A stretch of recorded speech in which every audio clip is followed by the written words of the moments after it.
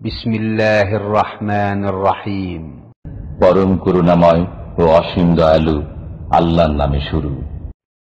ومن أحسن قولا ممن دعا إلى الله وعمل صالحا وقال إنني من المسلمين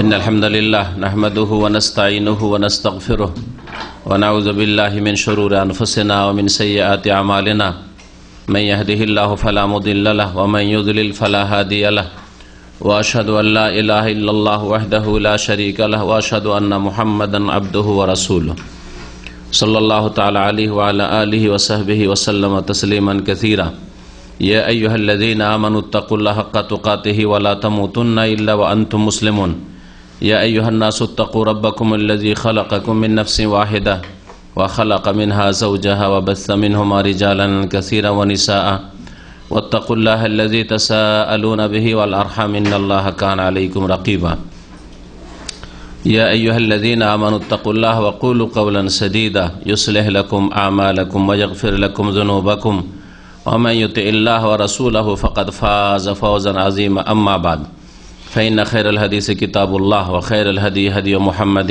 صلى الله عليه وسلم وشر الأمور محدثاتها وكل محدثة بدعة وكل بدعة ضلالة وكل ضلالة في النار أعوذ بالله من الشيطان الرجيم وكلوا واشربوا ولا تسرفوا إنه لا يحب المسرفين আল্লাহ পাক রব্বুল আলামিনের যাবতীয় প্রশংসা যে আল্লাহ পাক রব্বুল আলামিন আমাদেরকে সমস্ত কিছু দান করেছেন যা আমাদের কাছে আছে তা আল্লাহর তরফ থেকে। আল্লাহ পাক রব্বুল আলামিন যা আমাদেরকে দান করেছেন তা হচ্ছে আমানত আল্লাহর তরফ থেকে। সে আল্লাহ পাক রব্বুল আলামিনের আমানতের হেফাজত করা, সুরক্ষা করা ফরজ এবং যথাযথভাবে যেখানে আল্লাহ পাক ব্যয় করার, ব্যবহার করার নির্দেশ দান করেছেন সেইভাবেই তা ব্যয় করা বা ব্যবহার করা আবশ্যক। এর ব্যতিক্রম যদি আল্লাহ পাকের নেয়ামতের আমানত রক্ষা না করি, তা নষ্ট করি, তা ক্ষয়ক্ষতি করি, অথবা যেখানে আল্লাহ পাক ব্যয় করতে নিষেধ করেছেন আল্লাহ পাকের অসন্তুষ্টির কাজে ব্যয় করি, তাহলে আল্লাহ পাকের কাছে জবাব দিতে হবে। যেসব নিয়ামত আল্লাহ পাক দিয়েছেন সেসব নিয়ামতের একটি নিয়ামত হচ্ছে ধন সম্পদের নিয়ামত। এই ধন সম্পদের নিয়ামত সম্পর্কে আল্লাহ পাক রব্বুল আলামিন মধ্যম পন্থা অবলম্বন করতে বলেছেন। ব্যয় করার ক্ষেত্রে, উপার্জনের ক্ষেত্রে বৈধ উপায়ে, হালাল উপায়ে উপার্জন করবেন। খরচ করার ক্ষেত্রে হালাল ক্ষেত্রে, বৈধ ক্ষেত্রে খরচ করবেন, বা যেসব ক্ষেত্রে খরচ করা ফরজ, জরুরি, আবশ্যক সেসব ক্ষেত্রে খরচ করবেন। হারাম, নাজাইজ, আল্লাহ পাকের অসন্তুষ্টির কাজে খরচ করা আল্লাহ পাক নিষেধ করেছেন। আর বৈধ যে ক্ষেত্রগুলি রয়েছে খরচ করার, সেখানেও আল্লাহ পাক রব্বুল আলামিন মধ্যম পন্থা অবলম্বন করতে বলেছেন।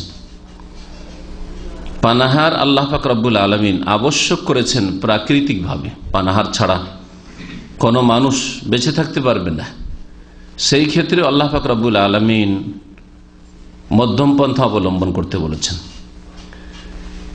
এই অপচয়, অপব্যয় সম্পর্কে, যা আজকের যুগে ধন সম্পদের প্রাচুর্যের কারণে, পয়সা মানুষের কাছে বেশি হওয়ার কারণে, সুখের সামগ্রী বেড়ে যাওয়ার কারণে বেপরোয়া হয়ে এক শ্রেণীর মানুষরা অপচয় করে থাকে, অপব্যয় করে থাকে। আল্লাহ পাকের নিয়ামত, আল্লাহ পাকের সন্তুষ্টির কাজে খরচ করতে হবে, এবং যতটা পরিমাণ খরচ করলে বৈধ ক্ষেত্রে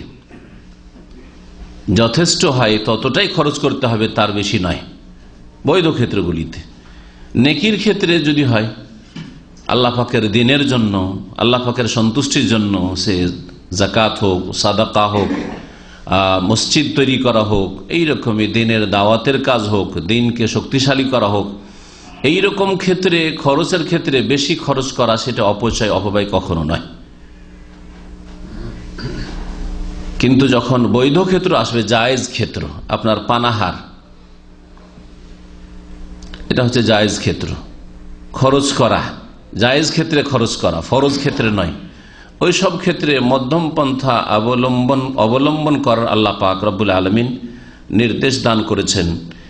এই মর্মে যেসব আয়াতগুলি রয়েছে আর রাসূলুল্লাহ সাল্লাল্লাহু আলাইহি ওয়াসাল্লামের কয়েকটি হাদিস আপনাদেরকে শোনাবো, আর অপচয় থেকে কি করে বাঁচা যেতে পারে এই বিষয়গুলি নিয়ে আজকে আলোচনা করব। আল্লাহ পাক রব্বুল সূরা আরাফের আয়াত নম্বর 31 ইরশাদ করছেন, প্রথম তো আল্লাহ পাক সে আয়াতে উল্লেখ করেছেন যে ইয়া বানি আদম খুযু যিনাতাকুম ইনদা কুল্লি মসজিদ, হে আদম সন্তান, তোমরা প্রত্যেক মসজিদে যাওয়ার সময় তোমাদের সাজ গ্রহণ করবে, অর্থাৎ ভালো পোশাকে, ভালো লেবাসে, ভালো কাপড় চোপড়ে মসজিদে যাবে। মসজিদে ময়লা আবর্জনা লেগে আছে এমন কাপড় পরিধান করে যাবে না। মসজিদে নোংরা কাপড়, যেই সব কাপড় দেখলে আপনার পরনে পাশের লোকের অরুচি হয়, এইরকম কাপড়ে যাবেন না। এবং আল্লাহর সামনে হাজির হতে যাচ্ছেন, সুতরাং সুন্দর অবস্থায় যাবেন। একজন আপনার বস যদি হয়, তার সামনে আপনি সাধারণ কাপড়, কেন সাধারণও নয়, ভালো কাপড়, তারপরও আপনি ওই কাপড় পরে যেতে মোটেই পছন্দ করেন না। যদি হঠাৎ করে নজরে চলে আসেন আপনি ওই অবস্থায়, তাহলে আপনি যেন বড়ই আপনি বিপাকে পড়ে গেছেন। আর আল্লাহ পাক রব্বুল আলামিনের সামনে এইরকম ময়লা আবর্জনাওয়ালা কাপড়, অথবা এমন কাপড় যেসব কাপড়ে গন্ধ ছড়াচ্ছে, যেসব কাপড় পরে আপনি রাত কাটাচ্ছেন, কয়েকদিন ধরে পরে আছেন, এইরকম কাপড় পরে, তো আল্লাহ পাক এই বিষয়টি উল্লেখ করেছেন প্রথম। আর তারপরে বলছেন ওয়াকুলু ওয়াশরাবু, আর তোমরা পানাহার করো, খাও পান করো। তো পানাহার করা মানুষের জন্য প্রাকৃতিকভাবে জরুরি, আর পানাহার ছাড়া কোনো মানুষ বাঁচতেও পারবে না। সুতরাং কেউ যদি পানাহার ত্যাগ করে এমনভাবে যাতে তার মওতের আশঙ্কা থাকে, তাহলে সেটা হারাম শরীয়তে। পানাহারকে কমানো যেতে পারে যদি সেটা আপনার জন্য স্বাস্থ্যকর হয়, সেটা জন্য আপনার জন্য উপকারী হয় তাহলে, কিন্তু পানাহারকে ছেড়ে দেওয়া এটি শরীয়তে এর অনুমতি নেই। অকুলু ওয়াশরাবু, এই জন্য আল্লাহ পাক নির্দেশ দিয়েছেন কোরআনে কারিমে যে তোমরা পানাহার করো। মানুষের যেগুলি প্রাকৃতিক প্রয়োজন রয়েছে, যে কোনো প্রয়োজন বৈধভাবে আল্লাহ পাক মেটানোর রাস্তা খোলা রেখেছেন। পানাহারের ক্ষেত্রে হোক, যৌন চাহিদার ক্ষেত্রে হোক, আল্লাহ পাক নিকাহ বিবাহের রাস্তা রেখেছেন।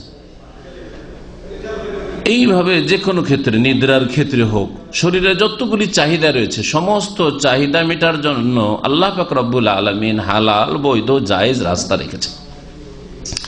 তোমরা পানাহার করো, কিন্তু ওয়ালা তুসরিফু, সেই ক্ষেত্রে তোমরা অপচয় করিও না, অপব্যয় করিও না। কারণ ইন্নাহু লা ইউহিব্বুল মুসরিফিন, আল্লাহ পাক রব্বুল আলামিন অপচয়কারী অপব্যয়কারীদেরকে ভালোবাসেন না। আল্লাহ পাক রব্বুল আলামিনের এই ভাষাটি, আল্লাহ ভালোবাসেন না, এই কথাগুলি বিভিন্ন লোকের ক্ষেত্রে রয়েছে। এই ধরনের কথা আল্লাহ ভালোবাসেন না বিভিন্ন মানুষের ক্ষেত্রে রয়েছে। তার মধ্যে একটি হচ্ছে এখানে আমাদের সামনে, অপচয়কারী অপব্যয়কারীদেরকে আল্লাহ ভালোবাসেন না। কথাটি হালকা নয়, এমনি ভাষার দিক থেকে তো হালকা, যেমন আমি অমুককে ভালোবাসি না, ব্যাস এতটুকুই না। ভালোবাসেন না আল্লাহ পাক রব্বুল আলামিন, আপনার সৃষ্টিকর্তা, আপনার রব, আপনার হায়াত মৌতের মালিক, আপনার জান্নাতের মালিক, আল্লাহ পাক রব্বুল আলামিন যিনি অনুগ্রহকারী, তিনি হচ্ছেন বড় কঠোর শাস্তিদাতা, শদীদুল ইকাব, তিনি ভালোবাসেন না। তিনি যখন ভালোবাসেন না, তাহলে আপনি কি আল্লাহ পাকের নিয়ামত, আল্লাহ পাকের অনুগ্রহ পাবেন, নাকি আল্লাহ পাকের নিয়ামত অনুগ্রহ থেকে পরকালে বঞ্চিত হবেন, আল্লাহ পাকের আযাব শাস্তির সম্মুখীন হবেন? এই বিষয়গুলি চিন্তা করা রয়েছে। আল্লাহ পাক রব্বুল আলামিন অহংকারীদের সম্পর্কে বলেছে ইন্নাহু লা ইউহিব্বুল মুস্তাকবিরিন, অহংকারীদেরকে আল্লাহ পাক ভালোবাসেন না। এরকম বিভিন্ন ক্ষেত্রে ইন্নাল্লাহ লা ইউহিব্বু মান কানা মুখতালান ফখুরা বিভিন্ন জায়গায় রয়েছে, যেগুলি এখানে আলোচনায় আমরা নিয়ে আসতে পারবো না। কিন্তু ভালোবাসেন না আল্লাহ পাক রব্বুল আলামিন, এটি আল্লাহ পাকের পক্ষ থেকে কঠোর এবং বড় শক্ত ধমক, এটা হালকা বিষয় নয়, যেমন অনেকেই ভ্রুক্ষেপ করে না। সূরা আম্বিয়ার আয়াত নম্বর 9 আল্লাহ পাক ইরশাদ করেছেন, যারা অপচয়কারী, অপব্যয়কারী, সীমা লঙ্ঘনকারী, ধন সম্পদের ক্ষেত্রে যারা অপচয় অপব্যয় করে তারা সীমা লঙ্ঘন করে। ইসরাফ থেকে হচ্ছে মুসরিফিন, অপচয়কারী অপব্যয়কারী যে কথাটি বলছি। ইসরাফ মানে হচ্ছে বাড়াবাড়ি করা, ইসরাফ মানে হচ্ছে সীমা লঙ্ঘন করা। তাহলে ধন সম্পদ ব্যয় করার ক্ষেত্রে যারা সীমা লঙ্ঘন করে তারাই হচ্ছে অপচয়কারী অপব্যয়কারী। এটা দুই রকম ভাবে হইতে পারে। একটি হচ্ছে যে আপনি অল্পই খরচ করলেন কিন্তু পাপের কাজে খরচ করলেন, 5টা পয়সাই খরচ করলেন কিন্তু গুনহার কাজে খরচ করলেন। বেশি না, ইন্টারনেটে আজকাল টেলিফোনে বেশি বিল লাগে না, অল্পই লাগে, হ্যাঁ। কিন্তু আপনি আপনার মায়ের সাথে কথা না, আপনার বাপের সাথে কথা না, আপনার ভাই বোনের সাথে কথা না, আপনার স্ত্রীর সাথে কথা না, আপনার ছেলে মায়ের সাথে কথা না, আপনার বান্ধবীর সাথে কথা, পুরুষ মানুষ। তাহলে এটি কি জায়েজ কাজ? তাহলে এটা হচ্ছে অপচয় অপব্যয়, ইসরাফ করা বা তাবযির। একটা পয়সাও যদি আল্লাহ পাকের অসন্তুষ্টির কাজে, গুনার কাজে খরচ করা হয় সেটা হারাম শরীয়তে। আর যদি জায়েজ ক্ষেত্রে, বৈধ ক্ষেত্রে পরিমাণ বেশি খরচের হয় তাহলে সেটাও ইসরাফ, অপচয় বা অপব্যয়। আপনি সমুদ্র বিচে যাবেন, ছেলে মেয়ে নিয়ে ঘুরে আসবেন, কিন্তু সেখানে গিয়ে অনেক টাকা খরচ করে ফেলবেন। যেখানে নাস্তা পানির জন্য 10, 20, 25 টাকা যথেষ্ট ছিল, হোটেলে গিয়ে 25 টাকা 50 টাকা যথেষ্ট ছিল, 400, 500 টাকা বিল বানিয়ে চলে আসলেন। আপনার এই 25, 30টা বা 50টা টাকা খরচ করে বাকি টাকাটা আল্লাহ রাস্তায় গরিব মিসকিন, যারা দুর্গত, যারা অভাবী, যারা শীতের বস্ত্র পায় না, যাদের বাড়ি ঘর নেই, যাদের খাওয়া দাওয়ার ব্যবস্থা নেই, যারা ইয়েতিম, যাদের দেখাশোনার কোনো লোক নেই, যাদের শিক্ষা দীক্ষার খরচ দেওয়ার কোনো লোক নেই, যারা বিধবা, তাদের দেখাশোনার কেউ নেই, তাদেরকে সেই পয়সাটা দিয়ে আপনি আল্লাহ পাকের সান্নিধ্য লাভ করতে পারতেন। কিন্তু না, ওই ঈমান তো নেই। যার ফলে আমার পয়সা আমি যা ইচ্ছা তাই করলাম, আমি যথেষ্ট ইনকাম করি, মাসে আমি 10,000 20,000 রিয়াল ইনকাম করি, সুতরাং যদি আমি খাওয়া দাওয়ায় 500 রিয়াল খরচ করলাম, অসুবিধাটা কি? না, মোটেই জায়েজ নাই, মোটেই জায়েজ নাই। আর এটা নবী করিম সাল্লাল্লাহু আলাইহি সাল্লামের সিরাত নাই, এটা সাহাবায়ে কেরাম সালাফে সালেহিনের আদর্শ নয়, এটা মুমিন সালেহিন নেক লোকদের আদর্শ নয়, এটা মুমিনদের পথ নয়, এটা কাফেরদের পথ, মুশরিকদের পথ, যারা দুনিয়াকেই টার্গেট বানিয়ে ফেলেছে যে এটাই হচ্ছে লক্ষ্য উদ্দেশ্য। আর আসলে তাদের লক্ষ্য উদ্দেশ্য দুনিয়া, মওতের পরে কিছুই নেই তাদের জন্য, আযাব আর জাহান্নাম ছাড়া। সুতরাং আপনি যদি তাদের রাস্তায় চলেন তো তাদের সাথে উঠতে হবে। আল্লাহ পাক রব্বুল আলামিন সূরা আম্বিয়ার আয়াত নম্বর 9 বলছেন যে যারা অপচয়কারী অপব্যয়কারী তাদেরকে আল্লাহ পাক ধ্বংস করে থাকেন। আল্লাহ পাকের এই যে ধ্বংসের আযাব, এটা দুনিয়াতে হয়ে থাকে আর আখিরাতে। আখিরাতে ধ্বংস করা মানে জাহান্নামে নিক্ষেপ করা, আর দুনিয়ায় ধ্বংস করা বিভিন্ন রকম ভাবে হইতে পারে। আল্লাহ পাকের আযাব আপনার উপর, আপনার শরীর স্বাস্থ্যের উপর, আপনার ধন সম্পদের উপর, আপনার পরিবারের উপর, আপনার ছেলে মেয়ের উপর, আপনার অপচয় অপব্যয়ের কারণে আল্লাহ পাক এমন বিপদ দিলেন যে শারীরিক দিক থেকে আপনি মারাত্মক রোগে আক্রান্ত। খরচ করে অপচয় অপব্যয় করছিলেন, এখন যান ডাক্তারের কাছে লাখ লাখ টাকা ঢেলে আসেন। এটাও আল্লাহ পাকের পক্ষ থেকে ধ্বংসের আযাব, ধন সম্পদের ধ্বংস। আজকে অনেক টাকা আছে মনে করছেন, অভাব নেই, যার ফলে খুব বেশি খরচ করছেন, কিন্তু এমন একটা সময় দুর্দিন আসবে যে দুটো পেটের ভাতের জন্য অথবা ছেলে মেয়েদের রুজির জন্য আপনাকে রাস্তা রাস্তায় ঘুরে বেড়াতে হবে, কোথাও আপনার রুজি আসবে না, রিজিকের রাস্তা সংকুচিত হয়ে যাবে। বড় একজন বিখ্যাত মানুষ নাম বলছি না, অনেকে চেনে ফেলবেন। সে এত বিখ্যাত মানুষ, এত যোগ্যতা সম্পন্ন মানুষ, সেই ব্যক্তি বার্ধক্যে যে কারণে হোক, আল্লাহ পাক ভালো জানেন, কিছু না হলে আল্লাহ পাকের পরীক্ষা হইতে পারে, বার্ধক্যে রাস্তায় পড়ে থেকে থেকে মানুষের কাছে ভিক্ষা করত, তারপরে মারা গেছে। তাহলে আপনি অপচয় অপব্যয় যখন করবেন, তো এই রকমের আযাব আপনার উপর আসতে পারে না? যেই লোকটি 5 স্টার হোটেলে বসে অথবা ভালো দামি দামি হোটেলে গিয়ে অথবা ফাস্টফুড যথেষ্ট খরচ করা, যেখানে আপনার 2 রিয়াল হবে সেখানে আপনি 20 রিয়াল খরচ করবেন, এইরকম করে খেতেন, এমন একটা সময় আপনার জীবনে আসতে পারে না যেই সময় আল্লাহ পাক এমন রাস্তা সংকুচিত করে দিয়েছেন রিজিকের, যে আপনার পেটের ভাত জুটে না, ভিক্ষা করতে হচ্ছে, মানুষের কাছে ধার খরচ করতে হচ্ছে, আর মানুষের গাল খেতে হচ্ছে, কত লাঞ্ছিত অপদস্থ হতে হচ্ছে।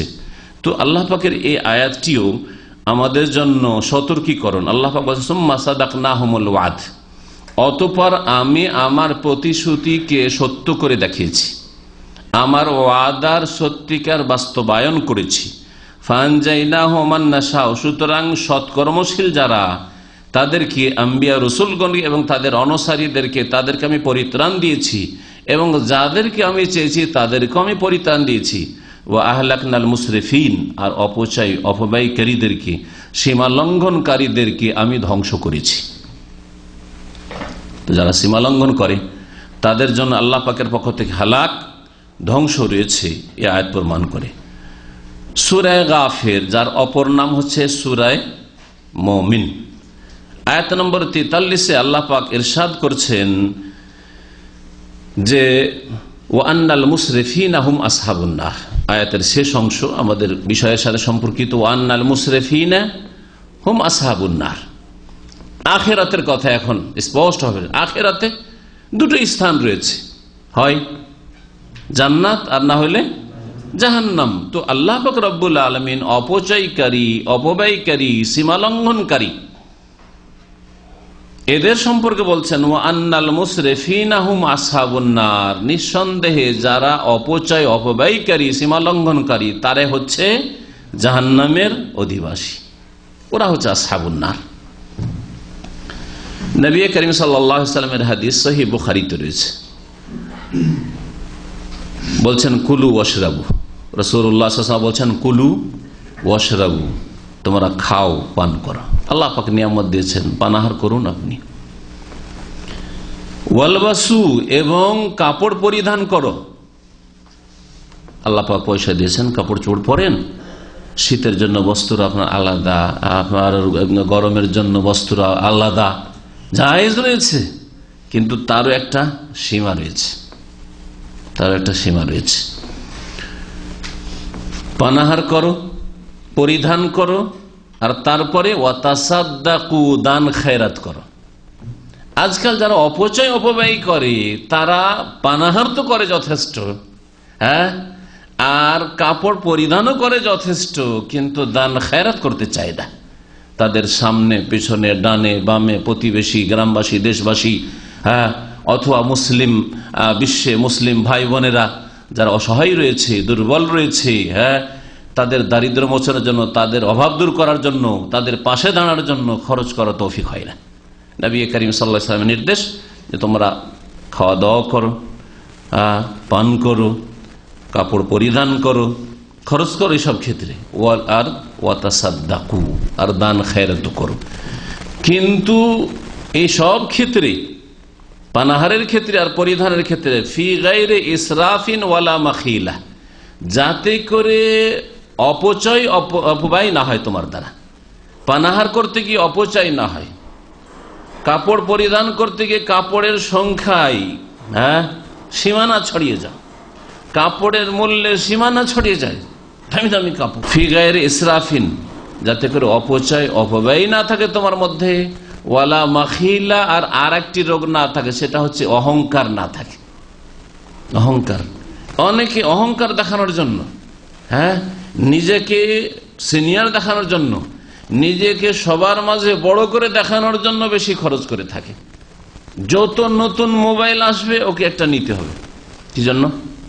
কারণ সাথী বন্ধু মহল যত আছে, আত্মীয় স্বজন সবাই যা দেখে আছে একটা, হ্যাঁ, বাপের বেটা একটা আছে, তাই না? গাড়ি, যারা গাড়ির প্রতিযোগিতা করে প্রতি বছর নতুন মডেলের গাড়ি নিতে হবে, নতুন মডেলের গাড়ি নিতে হবে। বাড়ির ফার্নিচার প্রতি বছর বদলাতে হবে। বিদেশে প্রতি বছর যেতে হবে, প্রতি বছর যেতে হবে, ঘুরতে হবে, বিভিন্ন দেশ ঘুরতে হবে। আর এটাকে গৌরব মনে করে যে আমি বাংলাদেশের লোক হইলেও আমি ইউরোপ, আমেরিকা, সারা পৃথিবী ঘুরি। হ্যাঁ, আর যখন বন্ধু মহলে বসে আমি এই দেশে গেলাম, ওই দেশে গেলাম, এই গেলাম, সেই গেলাম, এই করলাম, সেই করলাম, এসব করার জন্য অহংকার, অহংকার উদ্দেশ্যে আর অপচয়, অপচয় করা, অপব্যয় করা আর অহংকার, এই দুটো যেন না থাকে তোমার পানাহারে এবং তোমার বস্ত্রে। নবী করিম সাল্লাল্লাহু আলাইহি ওয়াসাল্লামের কথা। এই ছিল রাসূলুল্লাহ সাল্লাল্লাহু আলাইহি ওয়াসাল্লামের হাদিস। আর এই হাদিসটি নাসাই তো আছে, ইবনে মাজাহ আছে, আরো কয়েকটি হাদিসের কিতাবে রয়েছে। আব্দুল্লাহ বিন আব্বাস রাদিয়াল্লাহু তাআলা আনহু প্রখ্যাত সাহাবী, তিনি বলছেন কুল মা শিত ওয়ালবাস মা শিত, তুমি যা ইচ্ছা তাই খাও, হালাল যা ইচ্ছা তাই খাও। আপনার ভাত খাওয়ার ইচ্ছা হয় না, আপনি রুটি খান, আর কিছু খান, হ্যাঁ, মাছ খান, না হয় গোস্ত খান, না হয় সবজি খান, যা ইচ্ছা তাই খান, আপনি হালাল হইতে হবে। কুল মাসেদ, যা ইচ্ছা তুমি তাই খাও। ওয়ালবাস মাসেদ, আর যা ইচ্ছা তাই তুমি পরিধান করো। মা আখতাআতকা ইসনাতানে সারাফুন ওয়া মাখিলাতুন, যতদিন পর্যন্ত তুমি মুক্ত থাকো, বেঁচে থাকতে পারো, যতক্ষণ পর্যন্ত বেঁচে থাকতে পারো এই দুটি ব্যাধি থেকে, দুটি অন্যায় থেকে, দুটি পাপ থেকে। একটি হচ্ছে সারাফ, অপচয়, অপব্যয় করা, আর আরেকটি হচ্ছে অহংকার। খাওয়া দাওয়ার ক্ষেত্রে অহংকার যেন না আসে যে আমি ভালো ভালো খেতে পারি, আর কাপড় পরিধানের ক্ষেত্রে যেন অহংকার না আসে। আজকাল যেসব প্রচার মাধ্যমে অনেকে আসেন, এই ক্ষেত্রে অনেকের মধ্যে এই রোগগুলি আপনি বুঝে করেন আর না বুঝেই করেন, চলে আসে। ভালো ভালো খাবার সামনে নিয়ে ওই টেবিলে, আর তারপরে ফেসবুকে দিয়ে দিলেন, মাশাআল্লাহ। গরিব লোকেরা যারা দেখবে জীবনে খাবার দেখেইনি, ওই রকম জায়গায় ঢুকতে পারে, ফুটপাতে বসবাস করে, ফুটপাতেরই খাবার দেখেছে, তাই না? এই খাবার যখন আপনার ফেসবুকে বা এইসব প্রচার মাধ্যমগুলি রয়েছে ওগুলোতে দেখবে, তাদের মনে কষ্ট হবে নাকি? হবে না? অবশ্যই হবে। আপনি ওই জায়গায় থাকলে আপনারও হইতো, উফ, এরা রাত দিন খেতে পায়, আমি সারা জীবনে একবার পেলাম না। দিন খায় আর কত খায়, আর জীবনে আমি দেখতেও পেলাম না, একটু এক নজর ছবিতে শুধু দেখলাম এই খাবারগুলি। তো এতে কি হবে? আপনি হয়তো আপনার মনে অহংকার নেই, কিন্তু অচেতনতাই অহংকার ঢুকে যাচ্ছে। অচেতনতাই আপনার গরিব অভাবীদেরকে কষ্ট দেওয়া হচ্ছে। হ্যাঁ, অচেতন অবস্থায় আপনার অপচয় হচ্ছে। ওই রকম ভালো ভালো কাপড়, একটা কাপড় হয়তো ভালো তৈরি করেছেন, আর তৈরি করার পরে আপনি পরে স্মার্ট হয়ে দাঁড়িয়ে আপনি দেখাচ্ছেন ছবি করে, না, এগুলো বর্জনীয়, এগুলো বর্জনীয়। তো এই ছিল আব্দুল্লাহ বিন আব্বাস রাদিয়াল্লাহু তাআলা আনহুমার কথা। এটাও সহিহ বুখারীতে রয়েছে। আবু হুরায়রা রাদিয়াল্লাহু তাআলা আনহু থেকে আরেকটি হাদিস শোনাই, তিনি বলছেন কালা রাসূলুল্লাহ সাল্লাল্লাহু আলাইহি রাসূলুল্লাহ সাল্লাল্লাহু আলাইহি ওয়াসাল্লাম বলেছেন, ইন্নাল্লাহ ইয়ারদা লাকুম সালাসান ওয়া ইয়াকরাহু লাকুম সালাসান, আল্লাহ পাক রব্বুল আলামিন তোমাদের জন্য তিনটি কাজ পছন্দ করেন আর তিনটি কাজ ঘৃণা করেন। আল্লাহ পাক তিনটি কাজ পছন্দ করেন বান্দার জন্য, আর তিনটি কাজ অপছন্দ করেন, ঘৃণা করেন। আল্লাহ পাক যা ঘৃণা করেন তা হারাম, মনে রাখবেন ভালো করে। আল্লাহ পাকের কাছে এমন নয় যেমন আমাদের দেশে বিদাতিদের কাছে মকরু আছে। মকরু মানে খেতে থাকো, জর্দা মাকরু খাও, হ্যাঁ, বিড়ি সিগারেট তামাক মাকরু খাও, আল্লাহর কাছে না। কোরআন এবং হাদিসের ভাষায় মাকরু মানে হচ্ছে হারাম, নাজায়েজ কাজ, গুনাহ। আল্লাহ গুনার পাপের কথা, গুনার কথা বলার পরে কবিরা গুনাহগুলি আল্লাহ বলেছেন কুল্লু যালিকা কানা সাইয়্যুহু ইনদা রাব্বিকা মাকরুহা। সূরা বনী ইসরাঈল, এই সমস্ত পাপ যার মধ্যে শিরক আছে, তো মাকরু নাকি শিরক? হ্যাঁ, কুল্লু যালিকা, সমস্ত পাপ হচ্ছে কানা ইনদা রাব্বিকা, তোমার প্রতিপালকের নিকটে মাকরুহা, ঘৃণিত। তো আল্লাহ পাকের নজর ঘৃণিত মানে হারাম।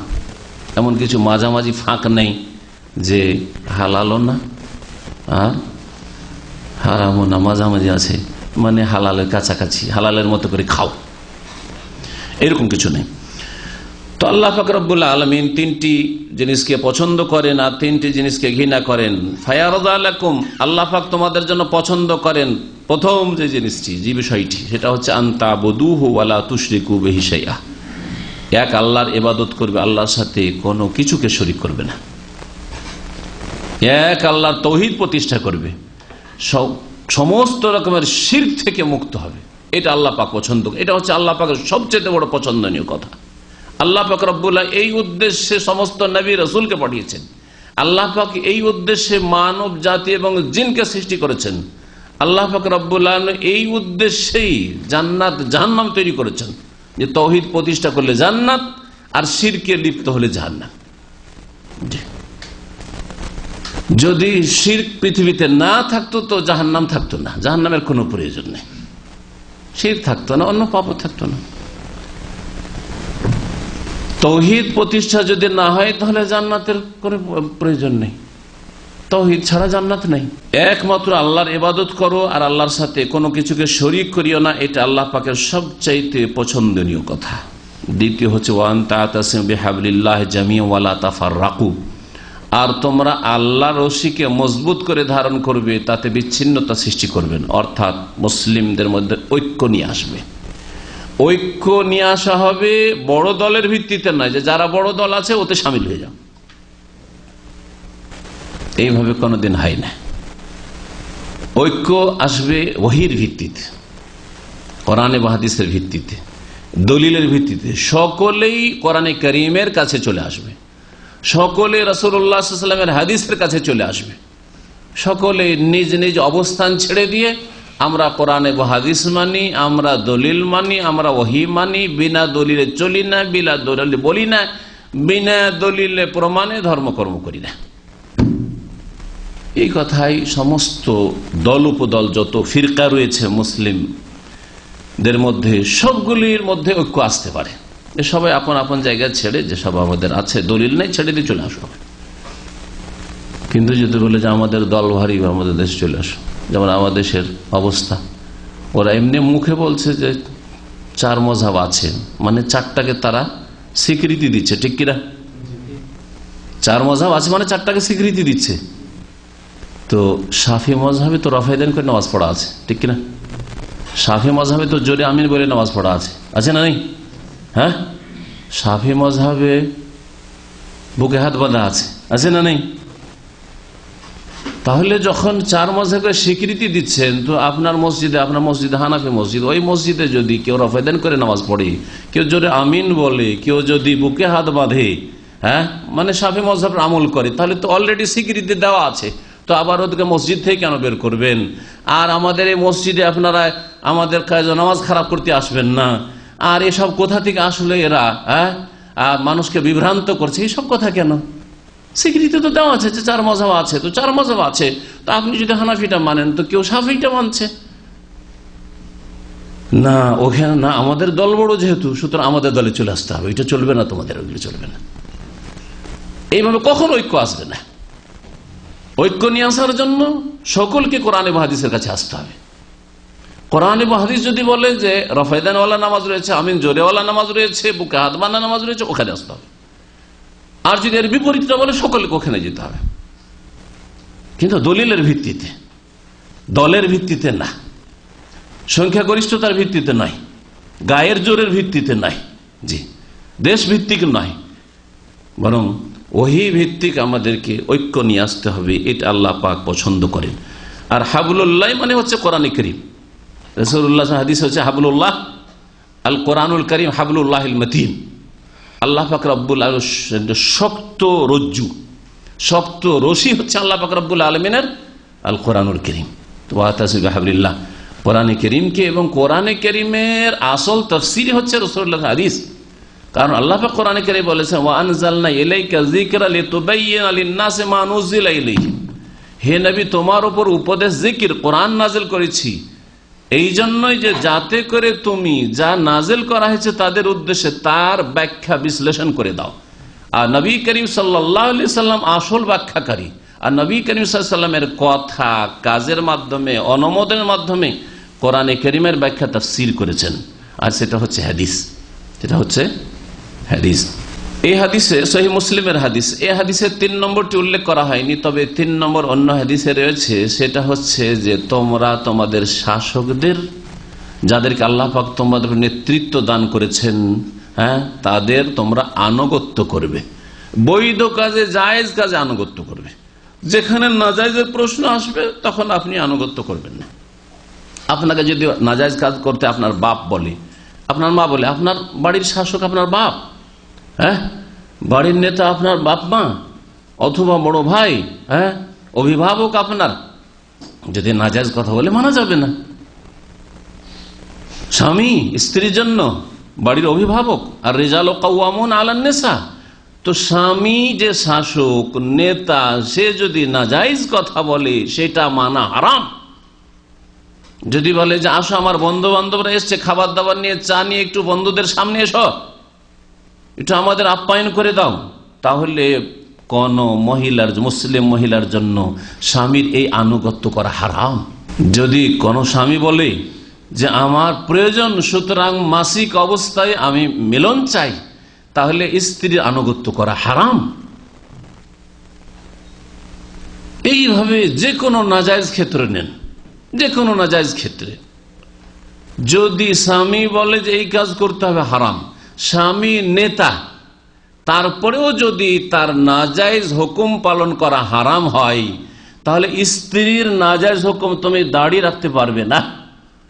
এটা আবার এই পুরুষরা কোন গোলামি শুরু করলো যে তারা স্ত্রীর এই আদেশ মানে, যার ফলে দাঁড়িয়ে রাখতে পারে না। আজকাল মুসলিম সমাজে এদের সংখ্যা যথেষ্ট রয়েছে, লক্ষ লক্ষ মুসলিম যাদের অসুবিধা কি, আমার স্ত্রী দাড়িটা মেনে নিতে চায় না। মাশাআল্লাহ, ভালোই আনুগত্য সরকারের, কারণ নারীদেরই সরকার আজকাল, তাই না? নারী নেতৃত্বই চলছে। সুতরাং যখন এত বৃহৎ নেতৃত্বে নারী নেতৃত্ব যখন মেনে নিতে পেরেছেন, তাহলে ঘরে আর কেন বাকি, ঘরেও নারী নেতৃত্ব চলছে। মাশাআল্লাহ, আল্লাহ পাক যেন এইসব মুসলিমদেরকে হেদায়েত দান করেন।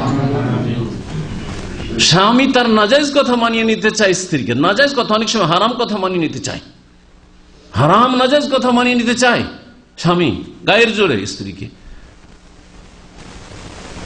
আর এখানে তারপরে আজকাল অধিকাংশ স্বামী পেরে ওঠে না স্ত্রীর কাছে, আর স্ত্রীর কাছে সব কথা মানতে রাজি, তুমি যেটা বলবে সেটাই।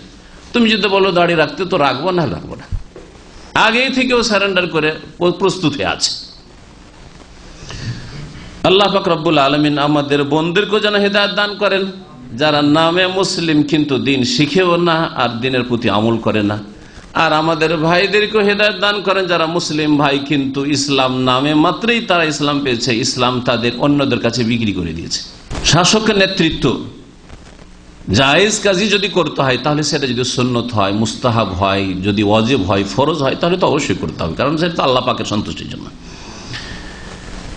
আর 3টি জিনিস যে আল্লাহ পাক রব্বুল আলামিন ঘৃণা করেন, তার প্রথমটি হচ্ছে কিল ও কাল, ওয়ায়াকরাহু লাকুম কিল ও কাল, বেশি কথা বলা, বেশি প্রশ্ন করা, অপ্রয়োজনীয় প্রশ্ন। আপনার দিন জানার যদি প্রয়োজন থাকে যে আমার এই মাসলা আকীদা সম্পর্কে, ইবাদত সম্পর্কে, আখলাক সম্পর্কে, হালাল সম্পর্কে, জায়েজ নাজায়েজ সম্পর্কে, ব্যবসা সম্পর্কে ইত্যাদি ইত্যাদি জানতে হবে, তাহলে জিজ্ঞেস করুন।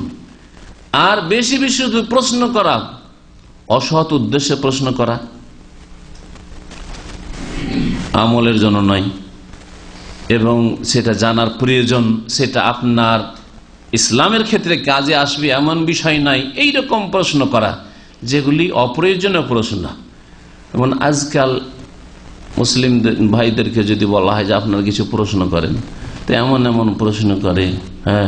যদি ধরেন প্রশ্ন করেন নূহ আলাইহিস সালামের কয়টা ছেলে ছিল, মূসা আলাইহিস সালামের কয়টা স্ত্রী ছিল, ঈসা আলাইহিস সালাম বিয়ে হয়েছিল কি হয়নি, এগুলোতে কি লাভ আছে? আপনার লাভ আছে কিছু? কোনো লাভ নেই। দ্বিতীয় যেটা আল্লাহ পাক ঘৃণা করেন বিষয়, সেটা হচ্ছে কাসরাতাস সওয়াল, কাসরাতাস সওয়াল, কিলোকাল অনেক সময় কথা বেশি বলা। কিলোকাল অর্থ হচ্ছে কথা বেশি বলা, প্রশ্ন করার মাধ্যমে হোক অথবা এমনিও কথা বলা হইতে পারে। খুব বেশি কথা বলা, অনেকে আছে চুপ থাকতে চায় না, কথা বলতে থাকে, সবসময় কথা বলতে থাকে।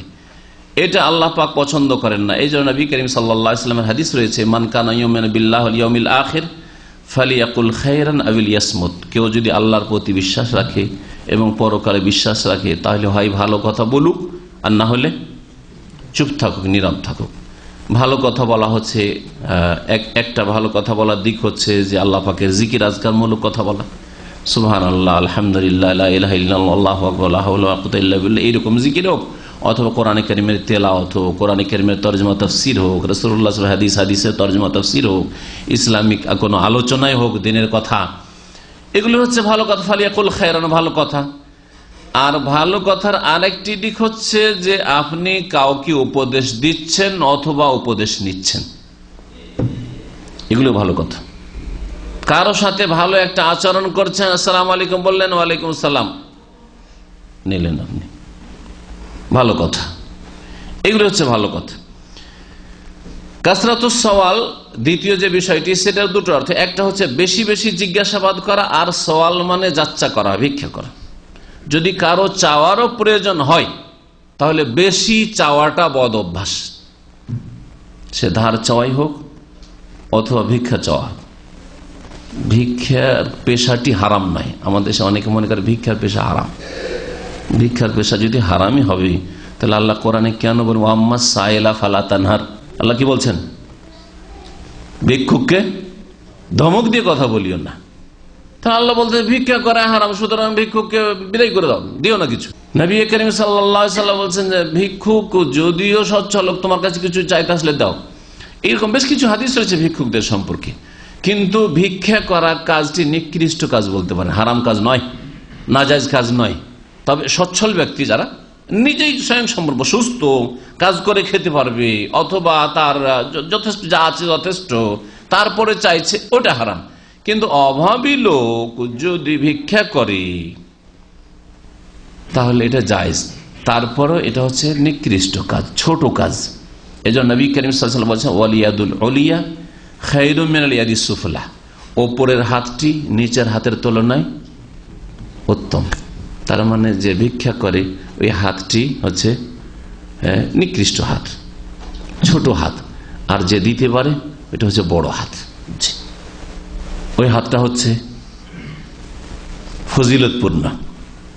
তো শরীয়তে প্রয়োজনে চাওয়া জায়েজ আছে, কিন্তু এত চাওয়ার পেশা যে এমন চাওয়ার পেশা বানিয়ে নিয়েছে যে ও যে চেয়েছে ওর ছেলে মেয়ে, আর সাধারণত আজকাল এইরকমই দেখা যায়, যে ভিক্ষা করেছে তার ছেলে মেয়ে ভিক্ষার পেশা ছাড়া আর অন্য কোনো পেশা জানে না। এই জন্য ভিক্ষার মারাত্মক ক্ষতি রয়েছে। তার একটা দিক এটা যে ভিক্ষুকের ছেলে কোনোদিন কাজ করে খেতে পারবে না। আর আমরা নিজেরা পরীক্ষা করে দিয়েছি কয়েকবারে ভিক্ষুককে বলছে যে তোমাকে চাকরি দেবো, কত টাকার লাগে তোমার সংসার চলতে, তোমার সংসার চলার সমান তোমাকে পয়সা দেওয়া চাকরির ব্যবস্থা করে দেবো, চাকরি করতে রাজি না, করবে না চাকরি। কারণ ভিক্ষা করে বদ অভ্যাস হয়ে গেছে, বদ অভ্যাস হয়ে গেছে। আজকে রাস্তাঘাটে চাওয়া, অনেকে রাস্তাঘাটে গাড়ির ফাঁকে ফাঁকে এসে চাইছে, অনেকে মনে করছেন যে এরা অসহায়। অসহায় নয়, অধিকাংশই এরা অসহায় নয়। সুতরাং এদেরকে অনেকে দেন, বিশেষ করে চেহারাতে বোঝা যায় না যে দিন আছে, তারপরেও দেন। আমি জানতাম এখানে যখন পুরাতন মসজিদ ছিল, এক ভিক্ষুক এসে বসতো, যদি একটু বিরুদ্ধ ছিল, ভিক্ষুক এসে বসতো, আজানের পর থেকে বসে থাকতো, নামাজটা পর্যন্ত পড়তো না। আর মূর্খ জাতি ইন্ডিয়া বাংলাদেশের অনেকে দিচ্ছে টাকা পয়সা। আশ্চর্যের কথা, অন্তত কমন সেন্স থাকা উচিত। এই লোকটা নামাজ পড়ছে না, তাকে কি করে ভিক্ষা দিচ্ছে? মুসলিম দেশে, এমন না যে অমুসলিম দেশে আছে, ঠিক আছে, অমুসলিমকেও প্রয়োজনে ভিক্ষা দেওয়া যেতে পারে, প্রয়োজনে খাদ্যের ব্যবস্থা, বস্ত্রের ব্যবস্থাও দেওয়া যেতে পারে, জায়েজ রয়েছে, তাতেও সওয়াব রয়েছে, নেকি রয়েছে। কিন্তু কথা হচ্ছে একটা মুসলিম দেশে একটা মুসলিম মানুষ নামাজ না পড়ে বসে থাকবে আর ভিক্ষা করবে, আর আপনি ভিক্ষা দিবেন? দিন সম্পর্কে এতটুকু জ্ঞান নেই। বেশি বেশি চাওয়া, এইরকমের ধারের ক্ষেত্রে যার বেশি বেশি ধার করা অভ্যাস হয়ে গেছে, ওর সামান্য একটু প্রয়োজনে ধার করে নিল, সামান্য একটু প্রয়োজন হয়ে ধার করে নিল, প্রয়োজন নাই বড় লোক হওয়ার জন্য ধার করে নিল। এক ভাই একটা ব্যবসা চালু করবে, সে একটা দোকান কিনতে যাচ্ছে, বেশ কিছুদিন আগে এরকম বহু ঘটনা হয়েছে। একটা ঘটনার কথা বলছি। দোকানটা কিনতে তাকালে 60,000 রিয়াল। তো আমার সাথে পরামর্শ করছে। আমি বললাম কত টাকা আপনার কাছে আছে? বলছে 10,000 রিয়াল আছে। আমি বললাম জায়েজ নয় আপনার জন্য এটি ব্যবসা করা। নিজের ক্যাশ 10,000 আর 40,000 আমার কিছু বন্ধু বান্ধব আছে আর ভাইয়েরা আছে, তাদের কাছ থেকে ধার খরচ করে ব্যবসা চালু করবো। আরাম কি কাজ, কখন আপনি শান্তি পাবেন না, টেনশনে আপনি কখন হার্ট অ্যাটাক করে মরে যাবেন। এটা শরীয়ত বলে না। আল্লাহ পাক যতটুকু দিয়েছেন তাতে আপনি চলার চেষ্টা করেন, তাতেই চলার চেষ্টা করেন। আর 3 নম্বর যেটা আমাদের বিষয়বস্তুর সাথে সম্পর্কিত, যদিও কথাগুলি গুরুত্বপূর্ণ ছিল সেজন্য সবগুলির ব্যাখ্যা করলাম, যেটা আল্লাহ পাক ঘৃণা করে সেটা হচ্ছে ইযাআতুল মাল, ধন সম্পদকে নষ্ট করা, অপচয় করা, অপব্যয় করা হচ্ছে ধন সম্পদ নষ্ট করা, ধন সম্পদ নষ্ট করা। আমি এমন একজন মাদ্রাসা পড়া আলেমকে জানি যে বক্তব্য করত উর্দু ভাষায় এই এলাকাতে। তার বেতন আমার চাইতে দ্বিগুণ ছিল এককালে। আজকে থেকে 10 থেকে 12 বছর আগে একদিন আমাকে টেলিফোন করছে, শেখ আমাকে কিছু টাকা ধার দেবেন, আমার দ্বিগুণ বেতন তার, আর সে টাকা ধার চাই, সে চাকরি করে, ভালো একটা চাকরি, সরকারি চাকরি, তো ধার চাইছে। তো আমি বললাম যে আমাদের মতো লোকের কাছে ধার চান, আমাদের যা পয়সা হয় তা আমরা মাসের মাস খরচ করে দিই বাচ্চাদের জন্য। আর ওর সম্পর্কে আমার ব্যাড রিপোর্ট আগে ছিল, ও যদি কারো কাছে ধার করে তো আর ফিরিয়ে দেওয়ার কথা নেই। এটা আগে থেকে জানাও ছিল, বেশ কিছু ভাইরা আমাকে সতর্ক করে দিয়েছিল, যার ফলে আমি এই কথাই বললাম। আর কথা আসলে ভুলো না, আমরা যা মাসে পাই তা খরচ করে প্রায় হয়েই যায়। এই বললাম, ওর সম্পর্কে আমি তার ব্যাকগ্রাউন্ড জানতে চাইলাম যে এ ধার করে কেন, অথচ যথেষ্ট বেতন, অর্ধেকে সে সংসার চালাতে পারবে, মাত্র 3-4টে ছেলে, আমাদের মতো নয় যে 8-9টা ছেলের বাবা, 3-4টে ছেলে, ধার করে কেন? জানতে পারলাম যে যদি সমুদ্র বিচে যায় সেখানে গেলেই বাসার খাবার না, হোটেল থেকে দামি দামি হোটেল থেকে খাবার কিনবে। তারপরে দেখেন, আমরা শরীয়তে অপচয় অপব্যয় থেকে বাঁচার উপায় এবং মধ্যম পন্থা অবলম্বন করা। একটা যদি আপনি 3 লিটার বা 5 লিটারের পানি গেলেন আপনি খরিদ করেন, তাহলে কত টাকা লাগবে? হ্যাঁ, যেটা 2-3 লিটার আছে 3 রিয়াল, ঠিক না? হয়তো একটা ফ্যামিলির জন্য ওই 3 রিয়াল যথেষ্ট, কিন্তু প্রত্যেকের জন্য আলাদা আলাদা বোতল কিনবে, 7 আপ বা পেপসি। এই ক্ষেত্রে যদি খেতেই হয়, পান করতে হয়, তাহলে একটা বড় বোতলগুলো, একটা ফ্যামিলি বোতল, ওটা 4 রিয়াল, তখন ছিল 5 রিয়াল, কিনে নিলে যথেষ্ট হয় না? প্রত্যেকের জন্য আলাদা আলাদা পৃথক একটা করে কিনবে, তাহলে বাড়লো না খরচ? অনেক পার্থক্য হবে না? হবে না? অনেক সময় দ্বিগুণ। এগুলি হচ্ছে অপচয় অপব্যয়ের দিক, অপচয় অপব্যয়ের দিক। তো যার ফলে বরকত হয় না, ধার করতে হয়। কিন্তু যারা অল্প পয়সাতেই এইভাবে চলার চেষ্টা করে তাদের রুজিতে বরকত আছে।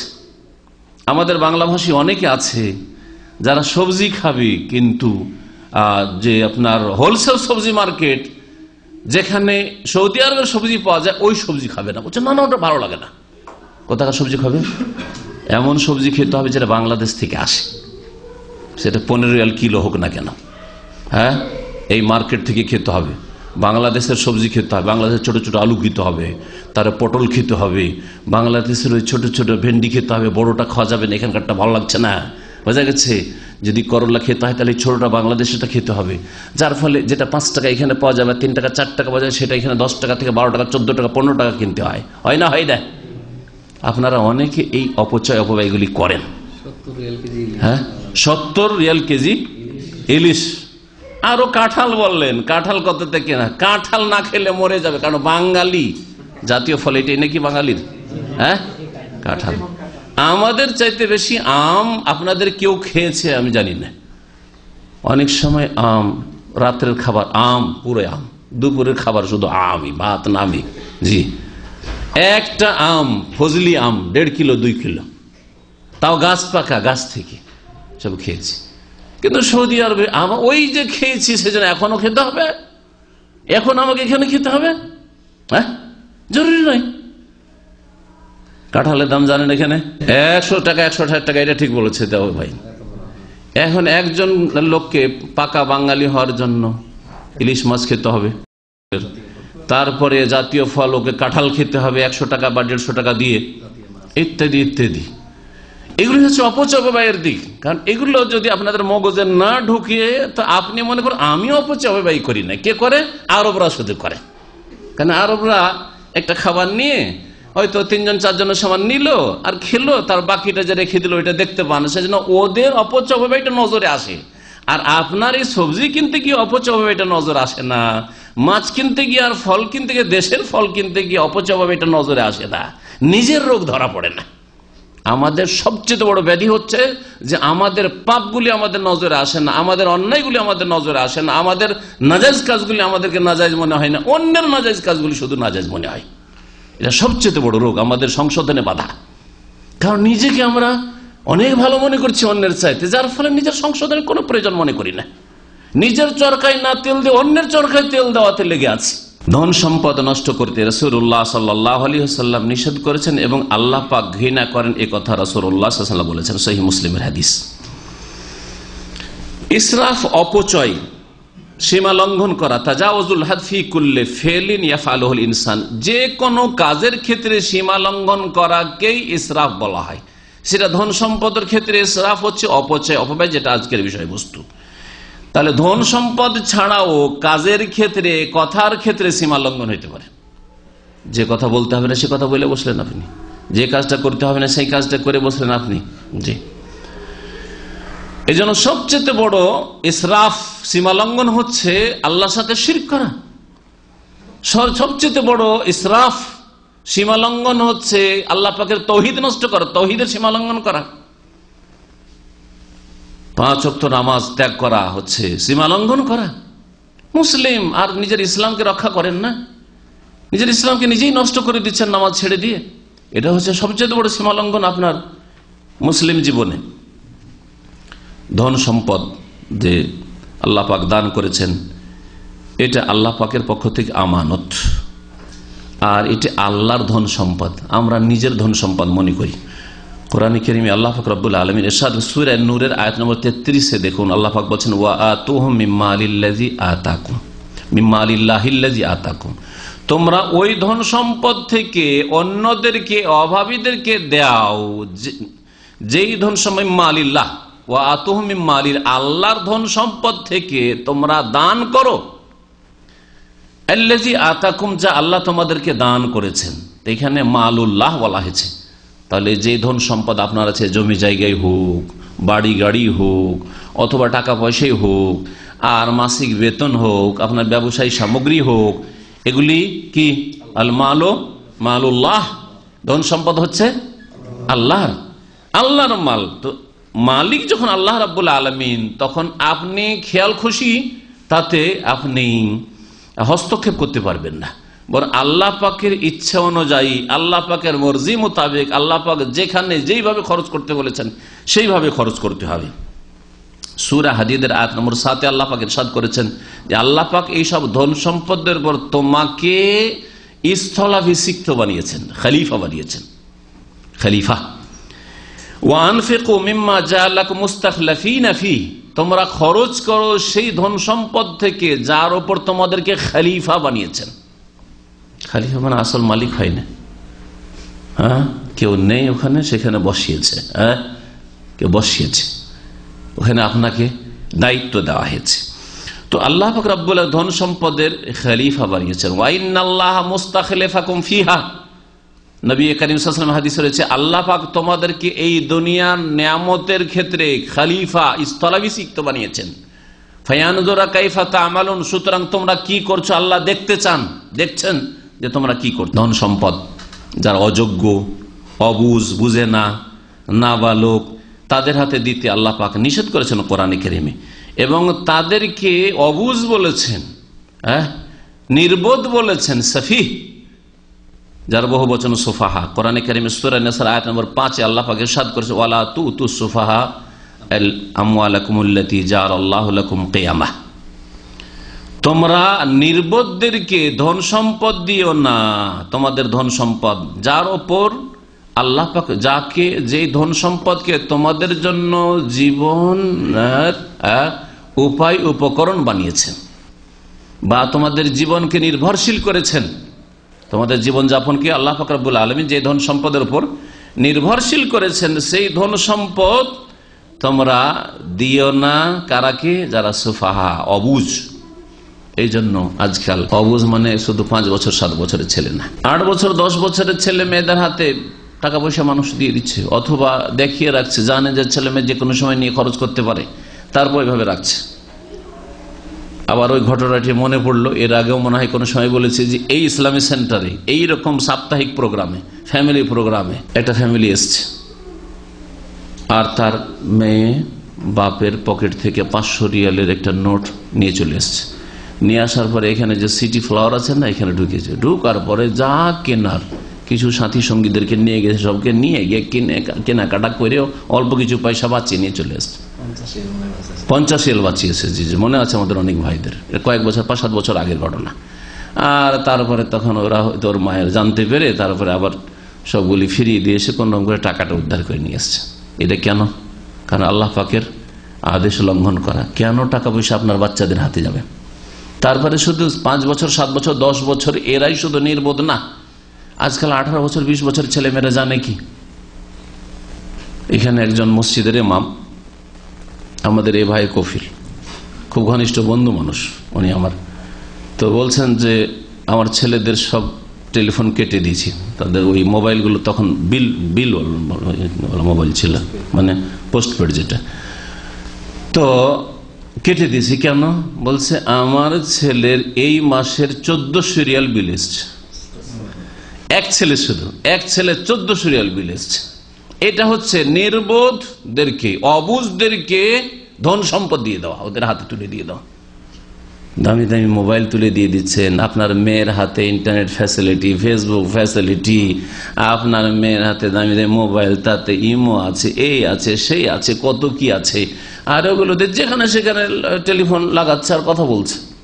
আর তারপরে হঠাৎ করে যখন দুর্ঘটনা ঘটে গেল, মেয়ে বেরিয়ে চলে গেল, কার সাথে প্রেম হয়ে গেছে, আমি ওইখানে মরে গেল, ওখানে বিয়ে না দিলা বিয়ে করব না, তখন স্বামী স্ত্রী দুজনে হাটের রুগী, যে হাই রে কি করলাম, মেয়েটাকে বড় আশা করে মানুষ করলাম, ছেলেটাকে বড় আশা করে মানুষ করলাম, যে আমরা ভালো পছন্দ করে আমাদের পছন্দ মোতাবেক ছেলে খোঁজ করবো অথবা মেয়ে পাত্রী খোঁজ করবো, কিছুই হলো না।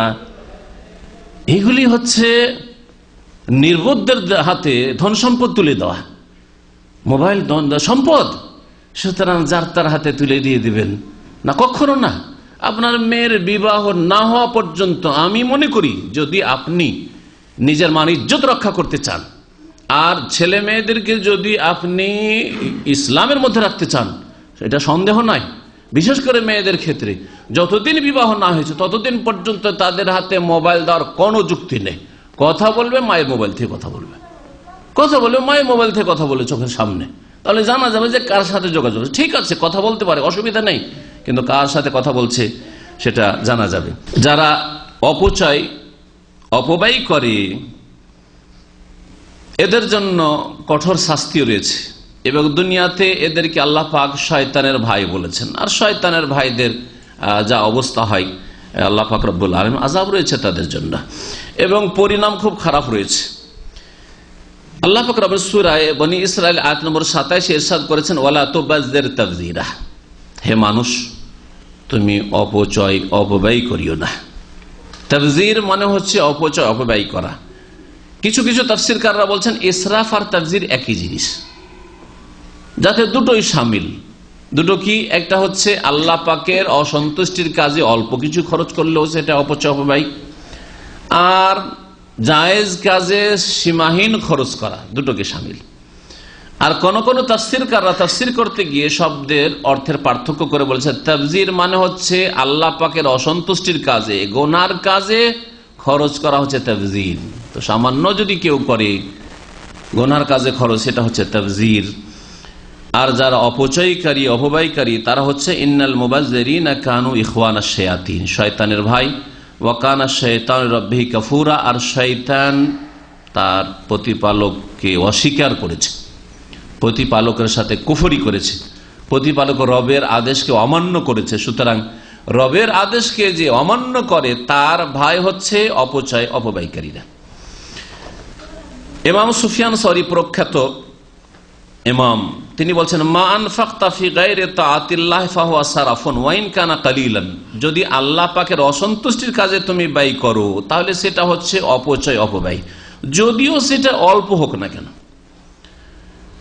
এইরকমই আব্দুল্লাহ বিন আব্বাস রাদিয়াল্লাহু তাআলা আনহুমা, তার থেকে বর্ণিত রয়েছে, তিনি বলছেন মান আনফাকা দিরহামান ফি গায়রি হাক্কি, কেউ যদি একটা দিরহাম, কারণ আজকালকার একটা রিয়াল, হ্যাঁ একটা রিয়াল বা একটা আপনার কি বলে যে কয়েন, জি, কেউ যদি খরচ করে ফি গায়রি হাক্কিহি মানে অন্যায়ের জায়গায়, পাপের জায়গায়, যেখানে খরচ করা উচিত নয় সেখানে খরচ করে, ফাহুয়া সারাফুন, তাহলে সেটা হচ্ছে অপচয়। সালাফে সালেহিনরা সবসময় মধ্যম পন্থা অবলম্বন করতেন এবং যারা মধ্যম পন্থা অবলম্বন করে তারা কখনো লজ্জিত হয় না, অনুতপ্ত হয় না, সম্মানিত থাকে।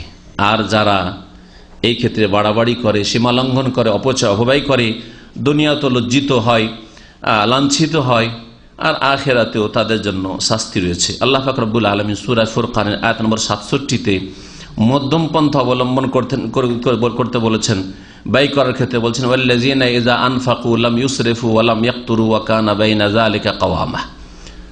রহমানের নেক বান্দা ওরা, রহমানের বান্দার বেশ কিছু গুণ আল্লাহ পাক বয়ান করেছেন শেষ রুকুতে সূরা ফুরকানের। তার মধ্যে একটি গুণ হচ্ছে যে ইযা আনফাকু, যখন তারা খরচ করে, লাম ইউসরিফু, অপচয় অপব্যয় করেন না, বেশি খরচ করেন না, সীমাহীন খরচ করেন না, বা হারাম নাজায়েজ কাজে খরচ করেন না, ওয়ালাম ইয়াকতুরু, আর তারা বখিলিও করে না, কৃপণতাও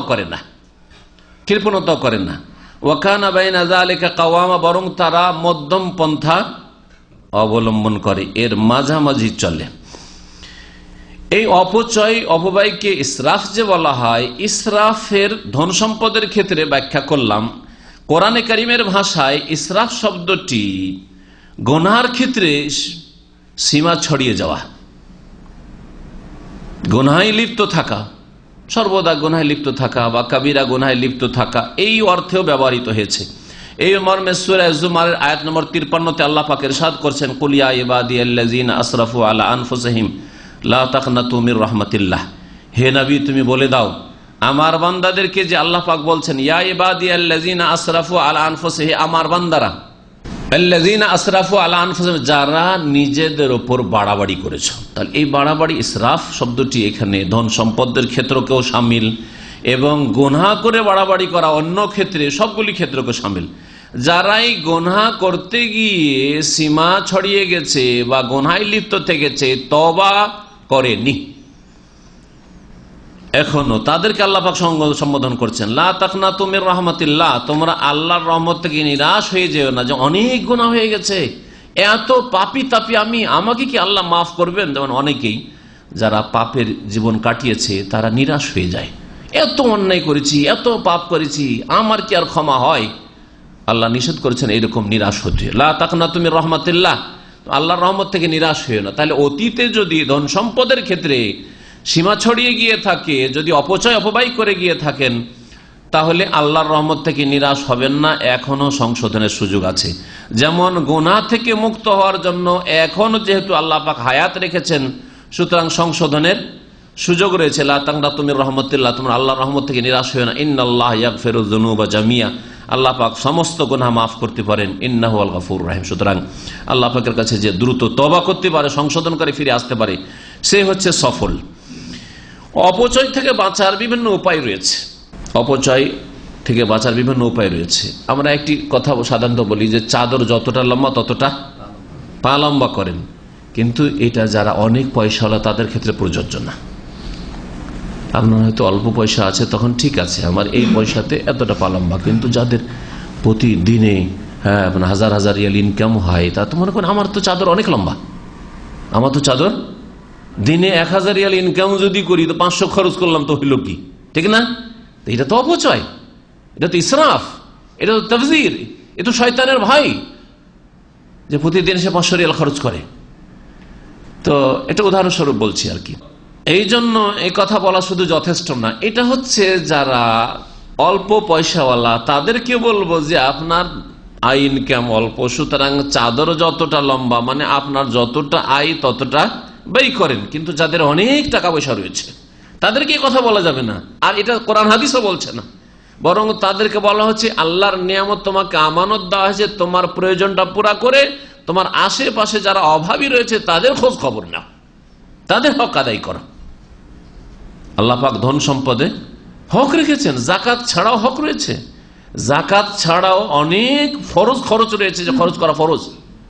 জাকাত দিয়ে দিয়েছেন বছরের, তারপর দেখছেন পাশের লোক না খেয়ে আছে, পাশের লোকের বাড়ি ঘর নেই, হ্যাঁ আল্লাহ পাক রব্বুল আসমানি দুর্যোগ বা জমিনি দুর্যোগ, ভূমিকম্প হয়েছে, এই হয়েছে, সে বালা মুসিবত এসছে।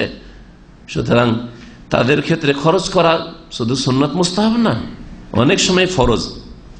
এই জন্য সবসময় মনে রাখবেন যে অপচয় থেকে বাঁচার জন্য বেশ কিছু উপায় রয়েছে। তার মধ্যে একটি হচ্ছে যে অপচয়ের যে কুপরিণাম রয়েছে সে সম্পর্কে সব সময় চিন্তাশীল হওয়া, যে আজকে অনেক টাকা পয়সা আছে সেজন্য সব খরচ করব, খরচ করতেই থাকবো না, এবং আমি শুধু খাওয়া দাওয়ার ক্ষেত্রে খরচ করতে থাকবো, আর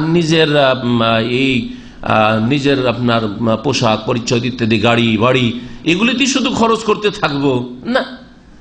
আপনি দূরদর্শী হবেন, এখন আখিরাত সম্পর্কে চিন্তাশীল হবেন, তারপরে আপনার নিজের ভবিষ্যৎ সম্পর্কে চিন্তাশীল হবেন। এই বিষয়গুলো আখিরাত সম্পর্কে যখন চিন্তাশীল হবেন, এটা হচ্ছে আসল দূরদর্শিতা, তখন আপনি গরিব দুঃখীদের খোঁজ খবর নেবেন। আপনার নিজের যখন আগামী জীবনটা সম্পর্কে চিন্তাশীল হবেন, সবসময় এইরকম সুস্থ থাকবো না, সবসময় আমার কাছে এইরকম পয়সা আসবে না, সুতরাং আপনি সেটাকে বাঁচাবার চেষ্টা করবেন। এইভাবে অপচয় করলে যে তার কুপরিণাম রয়েছে এই সম্পর্কে একটু চিন্তা করে খরচ করলে মানুষ অপচয় থেকে বাঁচতে পারে। তারপরে মানুষের মনের চাহিদার শেষ নেই, এই চাহিদার ক্ষেত্রে যথাসাধ্য নিজের চাহিদাকে, মনের চাহিদাকে কন্ট্রোলে রাখতে হবে, সীমার মধ্যে রাখতে হবে, এবং এই জন্য আল্লাহ অভিমুখী হইতে হবে। একজন মুমিন যতক্ষণ পর্যন্ত নামাজের পাবন্দ হবে না, যতক্ষণ পর্যন্ত রোজার পাবন্দ না হবে, যতক্ষণ পর্যন্ত তার সুন্নত মুস্তাহাব নফল ইবাদত বন্দেগী না হবে, আল্লাহ অভিমুখী না হবে, ততক্ষণ পর্যন্ত এইরকম মন মেজাজ তৈরি হবে না। এই ক্ষেত্রে আরেকটি উপায় হচ্ছে যে নবী করিম সাল্লাল্লাহু আলাইহি ওয়াসাল্লামের জীবনী পড়বেন,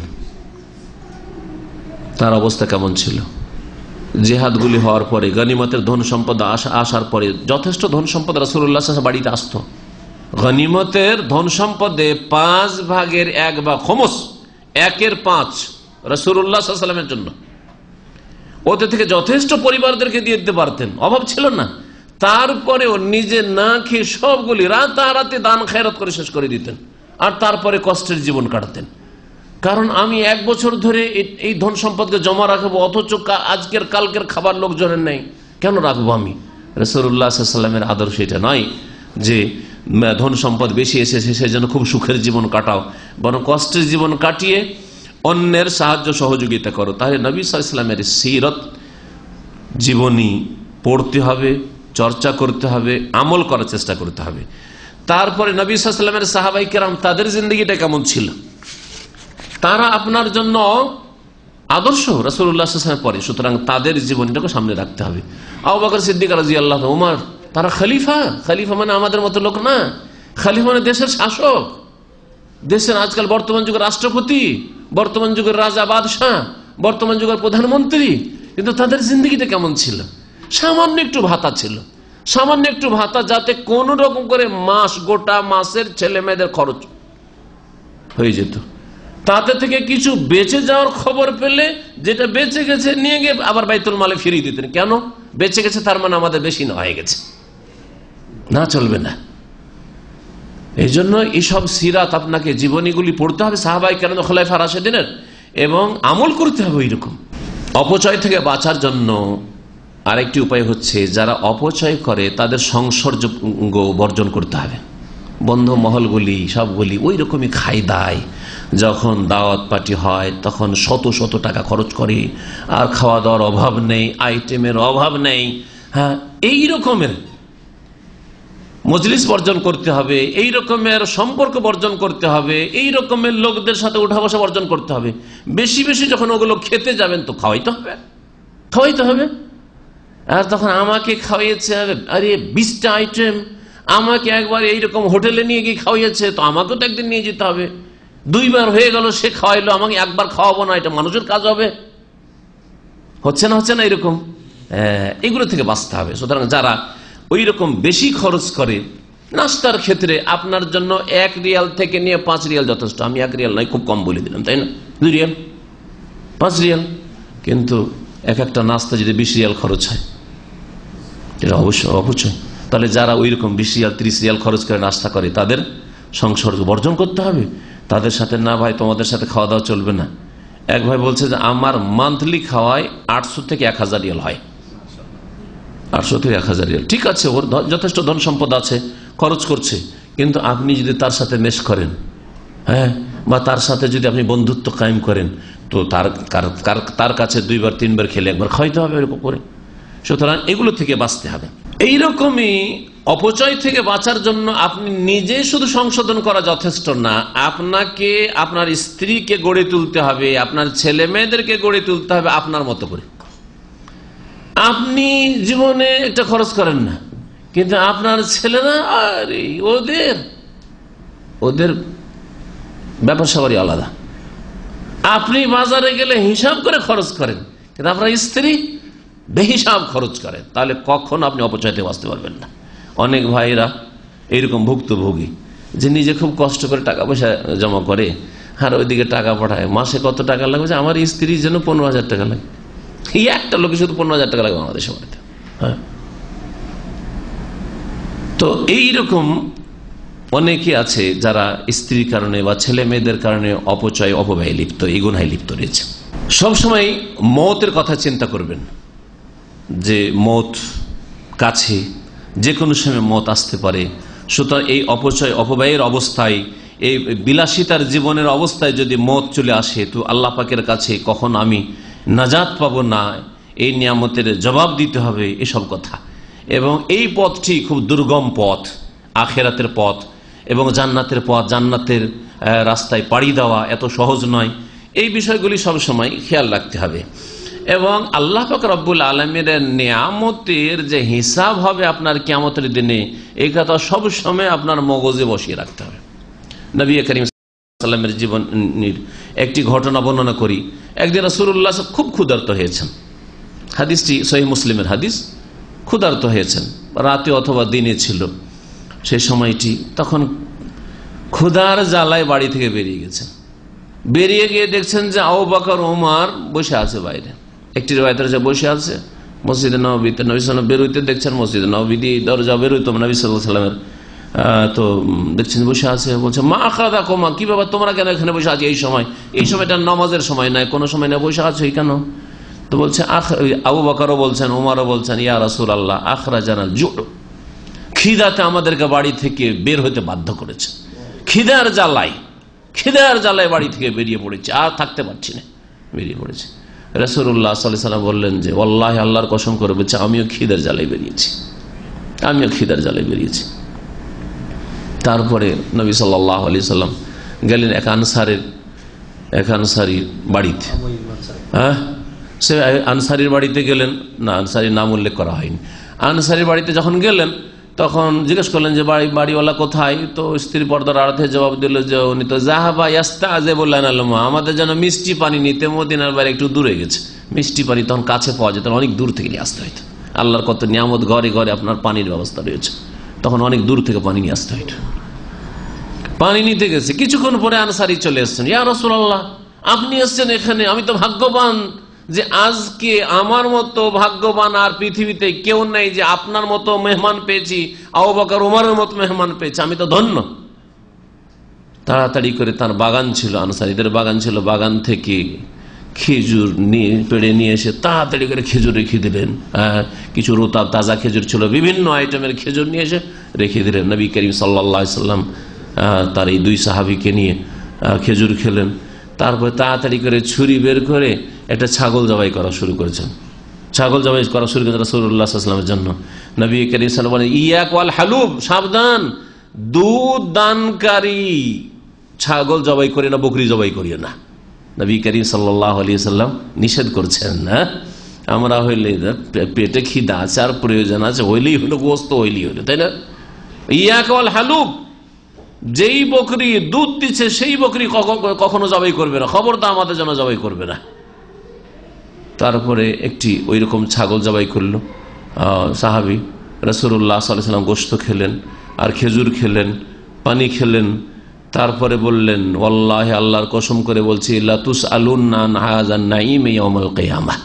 আবু বকর, ওমর, এই নিয়ামত সম্পর্কে কিয়ামতের দিনে অবশ্যই তোমাদেরকে জিজ্ঞাসা করা হবে, অবশ্যই তোমাদেরকে নিয়ামত সম্পর্কে জিজ্ঞাসা করা হবে।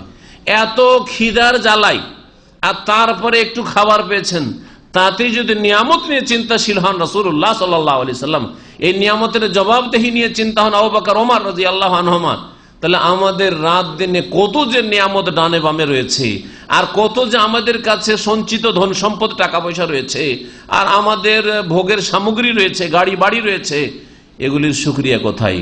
ওয়াইজ তাআযানা রাব্বুকুম লাইন শাকারতুম লাযীদান্নাকুম ওয়া লাইন কাফারতুম ইন্না আযাবি লাশাদীদ।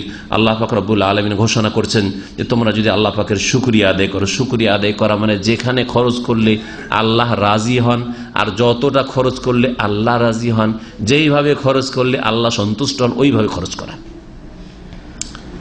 এবং আল্লাহ পাকের এই রিজিক খেয়ে আল্লাহ পাকের আদেশ নিষেধ মেনে চলা, ফরজ ওয়াজিব আদায় করা, হারাম নাজায়েজ কাজ থেকে বেঁচে থাকা, আল্লাহর জমিনে বসবাস করা, আল্লাহর নিয়ামত খেয়ে আল্লাহর অসন্তুষ্টির কাজ করা নাই। লাইন শাকারতুম লাযীদান্নাকুম, তোমরা যদি শুকরিয়া আদায় করো অবশ্যই তোমাদের নিয়ামত বৃদ্ধি করে দেব। ওয়া লাইন কাফারতুম, আর তোমরা যদি অকৃতজ্ঞ হও, আল্লাহ পাকের নাশুকরগুজার হও, অর্থাৎ আল্লাহ পাকের নিয়ামতকে আল্লাহ পাকের অসন্তুষ্টির কাজে লাগাও, আল্লাহ পাকের নিয়ামত ভোগ করে পাপ করতে থাকো, গুনাহ করতে থাকো, তো জেনে রাখো ইন্না আযাবি লাশাদীদ, আমার আযাব বড় শক্ত রয়েছে। এখানে আজকের আলোচনা শেষ করছি। আল্লাহ পাক রব্বুল আলামিন আমাদের অতীতের ভুল ভ্রান্তি মাফ করে দেন, অপচয় অপব্যয় থেকে বেঁচে থাকার তৌফিক দান করেন। আল্লাহ পাক আমাদের হালাল রিজিকে যেন বরকত দান করেন, হারাম থেকে বেঁচে থাকার যেন তৌফিক দান করেন। আল্লাহ পাক রব্বুল আলামিন আমাদেরকে যেন সুস্থ রাখেন। আল্লাহ পাক রব্বুল আমাদের ছেলে মেয়েদেরকে যেন সুস্থ রাখেন। আল্লাহ পাক রব্বুল আমাদের দুনিয়ার সার্বিক যেন কল্যাণ দান করেন, আখিরাতে আল্লাহ পাক সার্বিক কল্যাণ যেন দান করেন। রব্বানা আতিনা ফিদ দুনিয়া হাসানা ওয়া ফিল আখিরাতি হাসানা ওয়া কিনা আযাবান নার। রব্বানা যালামনা আনফুসানা ওয়া ইল্লাম তাগফির লানা ওয়া তারহামনা লানাকুনান্না মিনাল খাসিরিন। সুবহানা রাব্বিকা রাব্বিল ইজ্জাতি আম্মা ইয়াসিফুন ওয়া সালামুন আলাল মুরসালিন ওয়ালহামদুলিল্লাহি রাব্বিল আলামিন। রাস্তা দিয়ে হাঁটার সময় মহিলারা পুরুষদেরকে সালাম দিতে পারবে কিনা? যদি এই সালাম দেওয়ায় কোনো ফিতনার আশঙ্কা না থাকে, যে ফিতনার রাস্তা খুলবে ধীরে ধীরে, তাহলে জায়েজ আছে, কোনো অসুবিধা নেই। যাকে সালাম দিচ্ছে তার মধ্যে দিনদারি আছে, তাকওয়া আছে, এবং যে সালাম দিচ্ছে তার মধ্যে দিনদারি আল্লাহ ভীরুতা আছে, আর ফিতনার এমন কোনো আশঙ্কা নেই, তাহলে যে কোনো মুসলিম ভাই বোনকে সালাম দেওয়া যেতে পারে। পুরুষ মহিলাকে সালাম দিতে পারে, মহিলা পুরুষকে সালাম দিতে পারে। কিন্তু সালাম দেওয়াটা যদি একটা রাস্তা খোলা হয়, যেটা ধীরে ধীরে ফিতনার রাস্তা খুলবে, অতিরিক্ত কথা বলার একটা সুযোগ সুবিধা হবে, একদিন সালাম, তারপরের দিন কালাম, তারপরের দিন মুচকি হাসি, তারপরের দিন আর কিছু, তারপরে গল্প গুজব, তারপরে দাওয়াত, আসেন ভাবি আমাদের বাসায় আসেন, একটু বেড়াইতে আসেন, আর ভাই আপনি আমাদের বাসায় একদিন আসেন, আসেন না, রাগ করেছেন নাকি, এসব যদি করেন তো হারাম। আবার আল্লাহর নামে পশু মান্নত করেছে, কিন্তু পশুটার উদ্দেশ্য কি ছিল, কোথায় খরচ করব, এটা দেখার বিষয় রয়েছে।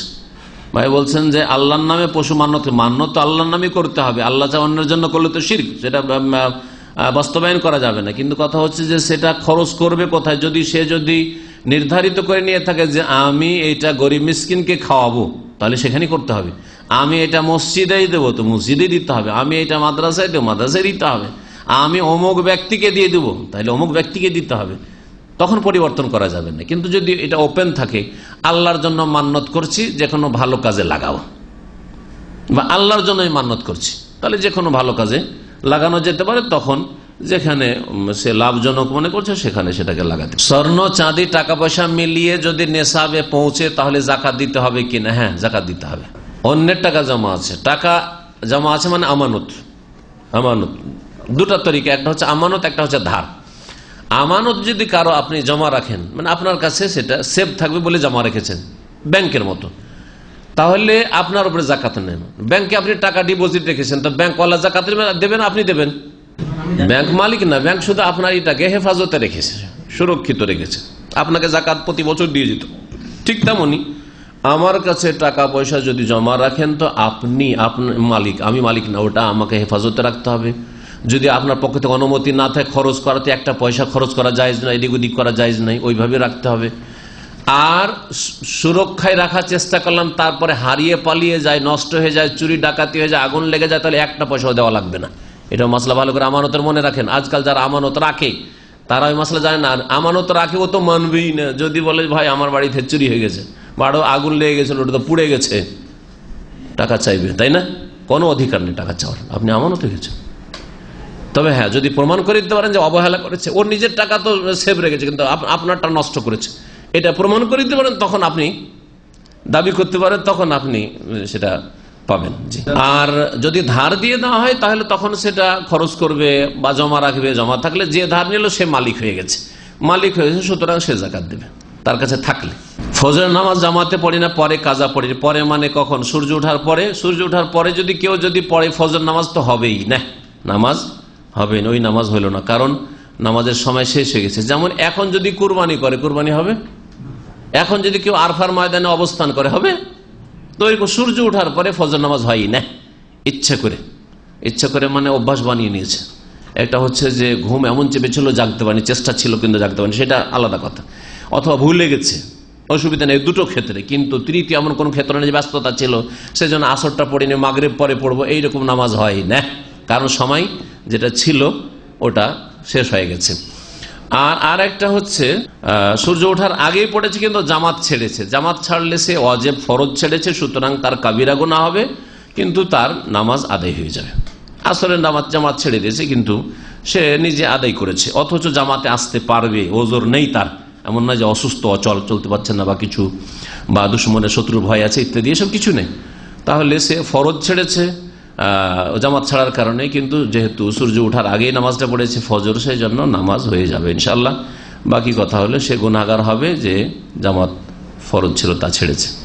নানির দুটো মেয়ে ছিল, বিয়ে হয়ে গেছে, হ্যাঁ, ছেলে নাই। এখন নানিকে জাকাত দেওয়া যাবে কি না? না, নানিকে জাকাত দেওয়া যাবে না, দাদিকেও জাকাত দেওয়া যাবে না। একটা নীতিমালা শুনে নেন কারাকে জাকাত দেওয়া যাবে না। আপনার যারা শিকড়, মূলকে জাকাত দেওয়া যাবে না, আর আপনার শাখাকেও জাকাত দেওয়া যাবে না, সাইডের গুলোকে জাকাত দেওয়া যাবে। খুব সহজ, এই কথাটি যদি মনে রাখতে পারেন, ইসলামের কায়দা, নীতিমালা। মূল হচ্ছে আপনার বাপ আর মা, ঠিক না? বাপ মায়ের মূল দাদা দাদি, নানা নানি, ওদেরকে জাকাত দেওয়া। নানা নানির মূল ওদের বাপ মারা। সুতরাং এইরকম যদি ওপর 200-400 বছর কেউ বেঁচে আছে আর আপনার 5 পুরুষ ওপরের, তারপরও তাকে জাকাত দেওয়া যাবে না, ওগুলো আপনার মা বাপ।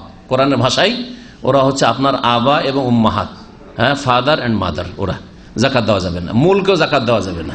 তাহলে দাদি নানি এদেরকে জাকাত দেওয়া, দাদি নানির মাকেও জাকাত দেওয়া, দাদি নানির দাদি নানিকেও জাকাত দেওয়া যাবে না। আর শাখাকে জাকাত দেওয়া যাবে। শাখা হচ্ছে ছেলে মেয়ে, ছেলে মেয়ের ছেলে, হ্যাঁ, নাতি, হ্যাঁ, পোতাপতিন, নাতি নাতিন, হ্যাঁ, নাতি নাতিনের ছেলে মেয়ে, এগুলো সব শাখা। নিচে যত যাবে কাউকে জাকাত দেওয়া যাবে না। আর বাকি বল হাওয়াসি, আরবি তো হাওয়াসি মানে টিকে সাইডে আছে, হ্যাঁ, তো সাইডে যারা আছে ওদেরকে জাকাত দেওয়া যাবে। যেমন ভাই সাবালক হয়ে গেছে, ভাই যদি নাবালক থাকে তাহলে আপনার ফরজ, আপনার বাপ চালাতে পারছে না, আপনার ফরজ আছে। কিন্তু এখন সাবালক হয়েছে, স্বয়ং সম্পন্ন, কিন্তু সে সংসার চালাতে পারছে না। বোন বিয়ে শাদী হয়ে গেছে, চলে গেছে, তারপরে সংসার চলছে না, তার বোনের ঘরে হয়তো অভাব আছে ইত্যাদি, ওগুলোকে জাকাত দেওয়া যাবে। জি। ফুফু, হ্যাঁ, খালা, ওগুলো সাইডের, কারণ আপনার মায়ের সাইডে চলে গেল ওরা, আপনার সাইডের অথবা আপনার মায়ের বাপের সাইডের খালা ফুফু, ওদেরকে জাকাত দেওয়া যেতে পারে, কিন্তু মূলকে আর শাখাকে জাকাত দেওয়া যাবে না। হ্যাঁ, অবশ্যই ফরজ। যেমন বাপের খরচ বহন করা ফরজ, মায়ের খরচ, ওই দাদি নানির খরচ বহন করা ফরজ। যেমন ছেলে মেয়ের খরচ বহন করা ফরজ, তেমনি নাতি নাতিনের খরচ বহন করা ফরজ, একেবারে ফরজ, এতে করে সন্দেহ নেই। নিকট আত্মীয় যারা, তাদেরকে জাকাত দিলে বলে দেওয়াটাই ভালো, কারণ অনেক সময় হয়তো জাকাতের সে হকদার নাই। আপনি হয়তো জাকাত দিচ্ছেন কিন্তু ভিতর ওর কাছে এতটা পয়সা আছে, ও জাকাতের হক রাখে না, তাহলে এইরকম ক্ষেত্রে বলে দেওয়া উচিত না। আমার দেশে আবার আরেকটা রোগ আছে, জাকাত বললে ও যদি খেতেও না পায়, মরেও যায় না খেয়ে, জাকাত খেতে রাজি না। হ্যাঁ, এর বিপরীত আরবরা আবার যতই সুখী হোক না কেন জাকাত দিল মাফি মুশকিল নাই, আল্লাহ জীব, তাই না? তো কথা হচ্ছে যে এই দুই দিকে ভুলটা আছে। জাকাত যারা অভাবী মানুষ জাকাত খেতে পারে। ইন্নামা সাদাকাতুল লিল ফুকারা ওয়াল মাসাকিন, ফকির যার 3 বারের খাবার জুটছে না, 2 বার জুটছে বা 1 বার জুটছে অথবা জুটছে, এটা 2 বার খাবার আছে, শুধু রাতের খাবার নেই, তারপর জাকাত নেওয়া যাবে আল্লাহ বলছে। জি, খাবার জুটছে কিন্তু চিকিৎসা জুটছে না, চিকিৎসার জন্য জাকাত নেওয়া যাবে। খাবার দাবার জুটছে কিন্তু রুম নেই, বাড়ির নেই, থাকার মতো একটা ঘর নেই, বিয়ে করবেন তো ঘর নেই, আর আপনার রুজি রোজগার যে ইনকাম তা দিয়ে বাড়িও বানাইতে পারছেন না, তাহলে ওই বাড়ি বানানোর অতটা পর্যন্ত নেওয়া যেতে পারে, সে মিসকিন। প্রথম কথা, কারোর মধ্যে যদি কোনো দোষ থাকে সরাসরি ব্যক্তিগত জীবনের দোষকে সরাসরি সারাইতে হবে। তার এই দোষের কারণে, পাপের কারণে অন্যের যদি ক্ষতি না হয়, বোঝা গেছে? আমার পাপের কারণে আপনার যদি ক্ষতি না হয়, আমার টাকনা নিচে কাপড়, বোঝা গেছে, বা অনেকের দাড়ি নেই, তাহলে আপনার এই রোগগুলি অন্যকে বলে সংশোধন করবে, এটা সংশোধনের তরিকা নয়। কারণ আপনার দাড়ি না থাকলে অন্যের কারো ক্ষতি নেই, আপনার টাকনা নিচে কাপড় থাকলে অন্যের কারো ক্ষতি নেই, বোঝা গেছে কিনা? আপনি ফজরের নামাজে যান না, অন্যর কারো ক্ষতি না, আপনার ক্ষতি, তাহলে এগুলির ক্ষেত্রে অন্যকে বলে সংশোধন করা যাবে না, ওকেই বলতে হবে। যদি দেখা যায় যে না, এমন দোষ করছে যাতে অন্যের ক্ষতি রয়েছে, অন্যের ক্ষয়ক্ষতি রয়েছে, তাহলে অবশ্যই কি করতে হবে? বলে দিতে হবে এমন ব্যক্তিকে যার মাধ্যমে ওকে এই পাপ থেকে রক্ষা করা যেতে পারে, অথবা ওকে মানে একজন জুলুম অত্যাচার হবে রক্ষা করা যেতে পারে সেই লোকটিকে। জি, এইরকমই যদি দেখা যায় যে চরিত্র এত নিচে নেমে গেছে যে একে বলে সংশোধন হচ্ছে না, হয়তো তার ব্যক্তি জীবনের পাপ, কিন্তু সে এত নিচে নেমে গেছে যে ওকে বললে ও কিছু না, ও পাপকে পাপই মনে করে না, তাহলে তখন এমন ব্যক্তিকে বলা যাবে যাকে বলে সংশোধন হইতে পারে, সংশোধন করা যেতে পারে, অথবা কারো ক্ষয়ক্ষতি হচ্ছে তাকেও বলা যেতে পারে, এরকম হইতে পারে। এর মেলা উদাহরণ আসবে, আপনি নিজেই সেগুলো দিয়ে নিতে পারবেন যে কোনখানে কার ক্ষয়ক্ষতি হচ্ছে। ধরেন কেউ একজন বলছে যে ওকে যদি আমি পাই না তাকে মারবো, ওকে পাই যদি সুযোগ মতো পাই তো আমি মারবো, চান্সে আছি, একটু সুযোগ পেলে মার দেবো। এখন এই কথা বলবেন না বলবেন না? এ কেউ বলবেন যে না, এটা কাজ করা ঠিক নয়, কিন্তু এটা যথেষ্ট নয়। ওকেও সাবধান করে যে আপনাকে কিন্তু যে কোনো সময় আপনার গায়ে হাত তুলতে পারে, আপনি দূরে থাকেন, একটু অতি বসে থাকেন, বলতে হবে না, হবে না, জরুরি। এইরকমই যদি দেখা যায় যে একজন লোক পাপ করতে করতে দেখা যায় ব্লু ফিল্ম দেখছে, প্রথম ওকে বুঝাইবেন, এটা তার ব্যক্তি জীবনের পাপ, কিন্তু ওকে বুঝাবেন, প্রথম বুঝিয়ে হচ্ছে না, আপনার বোঝানোতে হচ্ছে না, মনে করছি একজন আমার বন্ধুই জেনেছে, বা এরকম যাকে পাচ্ছেন আপনি জানিয়ে দেন, ওর বাপকে জানিয়ে দেন, ওর মাকে জানিয়ে দেন, বা কাউকে জানিয়ে দেন যে একটু লাঞ্ছিত অপদস্থ হোক, এর মাধ্যমে হয়তো সতর্ক হবে, ও একটু ধমক টমক খাবে, কিছু হবে। যদি এতেও না হয় তাহলে শাসক আছে, আইনের ঘরে জানিয়ে দিতে হবে। একটা লোক নামাজ পড়ছে না, একটা লোক মদ খাচ্ছে, তাহলে সৌদি আরবে হাইয়াকে জানিয়ে দিতে হবে, হাইয়াকে জানিয়ে দেওয়া ফরজ। আপনি বলুন যে মদ খাচ্ছে, ওকে বুঝাচ্ছি না, বুঝানো যথেষ্ট নয়, জানাই তো অবশ্যই জানিয়ে দিতে হবে, যাদের মাধ্যমে সংশোধন হয়। ও সাল্লাল্লাহু আলাইহি ওয়া সাল্লাম মুহাম্মদ ওয়া আলা আলিহি ওয়া সাহবিহি।